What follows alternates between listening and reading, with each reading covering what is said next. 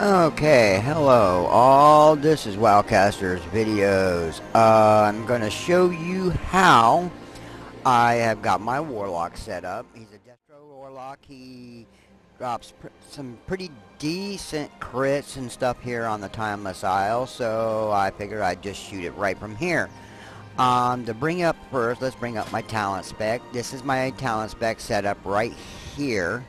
Alright, now as the first spec, I use Dark Regeneration because of its healing abilities, because it restores 30% of your pet's health and your health. So when using this, it actually helps as a healer, and being a non-healing class and everything else, it really does help.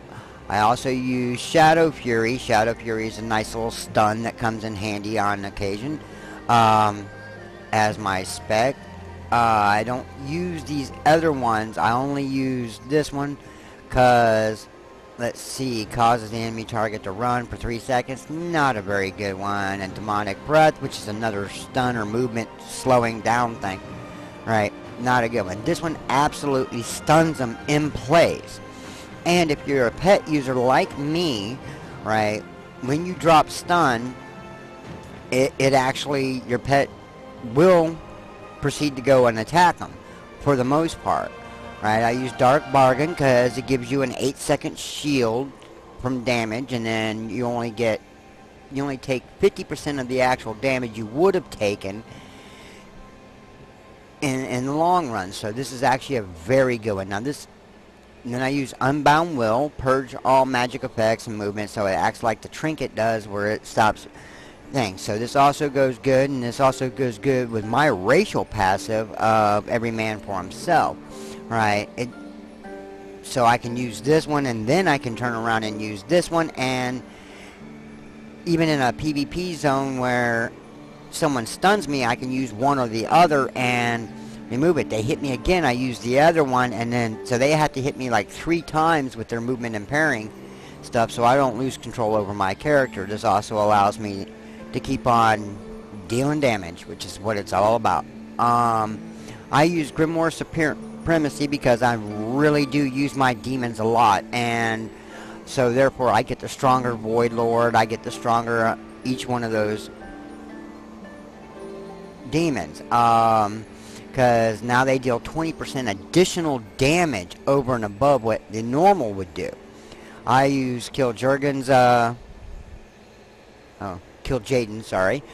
use Kil'jaeden's Cunning because it allows me to cast the certain spells while moving. Malefic Grasp, Incinerate, and Shadow Bolt. While I'm moving, I can actually cast them. This also comes in handy for a great deal because I can still cast on them and still move at the same time and get around them and get by them. Right, now let's switch over to Glyphs. Now this is my Glyph setup here, right here. So I use, of course I got Glyph of Ember Tap because it heals me for an additional 5% when I tap into Ember Tap. Right, I use Glyph of Conflagrate because it no longer requires Immolate to snare. So, and that actually acts, will help slow out their attack on me. Right, and then I got Glyph of Siphon Life, so my Immolate spell will heal me. Not a lot, but it does heal a little bit as I'm dealing damage, so therefore it's also a very good one to have. I use Glyph of Nightmares, that way my Felsteed, because all your minors for the most part are cosmetic and they don't actually give a buff really. Right, I think one of them does though. Gateway Atonement, that one does. That would be a must-have because this allows you to just walk up to your gate and shoot, and you'll teleport. You don't have to click on it. Right. Other than that, I use Glyph of Nightmares.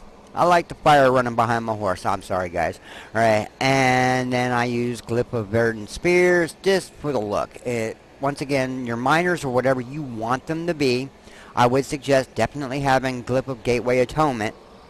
Right, or that way you don't have to click on a gateway. Other than that, you can set your miners to whatever you want. Now I'm going to bring up my macro that I use, right, which I only use one, where a lot of other players actually have multiple. I use this macro right here. So this actually has my basic spell rotation in it, right? And this is the rotation that really works for me, right? You can, once again, play with your rotation a bit, so that way you are setting the right amount of damage.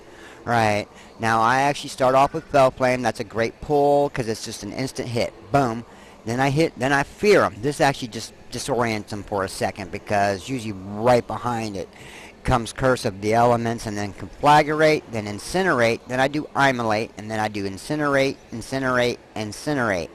I do Incinerate at least 3 times. This helps you build up your Burning Embers, which allows you to cast Chaos Bolt.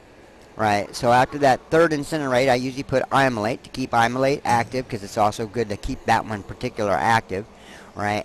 And then I drop a Chaos Bolt on them. Now, I usually have quite a few Burning Embers. Now, another stat that I am trying to stack is I try to stack as much Mastery as possible, right, without sacrificing, you know, Intellect and Haste and those particular stats, because, you know, Intellect actually makes your spell power stronger, and as a Destro Warlock, right, Intellect really works good. Now I'm gonna go find some little creature here to attack, so that you can kind of sort of see it in action a little bit, right? Once again, I would suggest playing around with it, get it right, get what's best for you.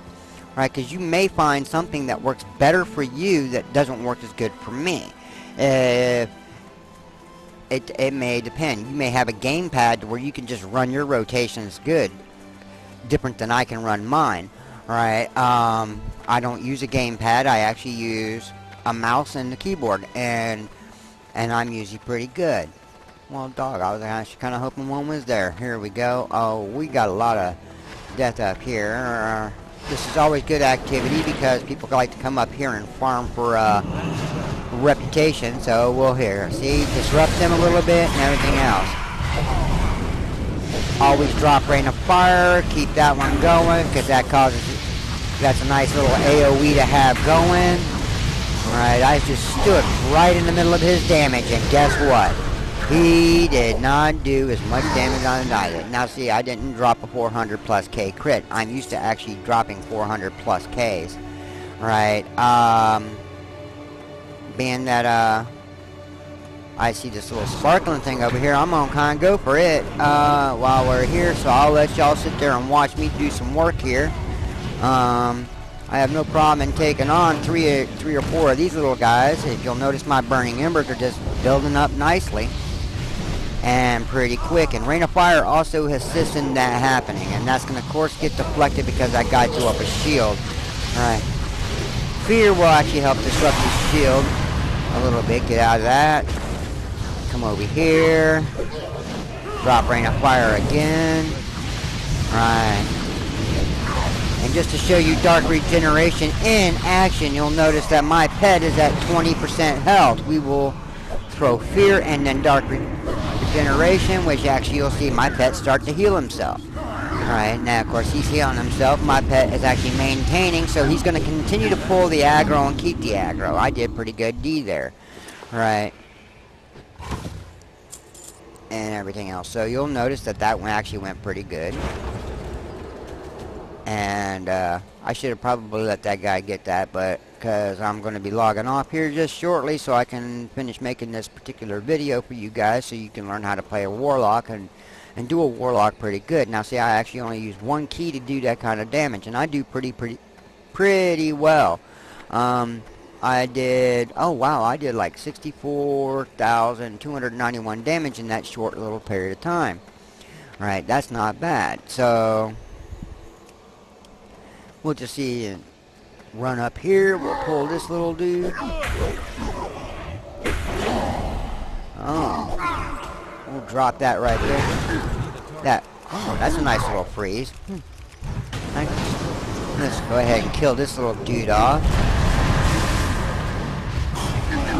Now you'll notice in this short, very, very short period of time, that spell rotation has given me almost full. I almost have full burning embers. This would allow me that, if necessary, on a bigger boss or something like that, I would actually have the ability to turn and drop 4 chaos bolts on that boss, which would actually allow me to do a whole lot more damage, because the chaos bolt is a warlock's big gun. And boom. Oh, and I didn't even get to use it. See, even my big gun didn't even need to be used.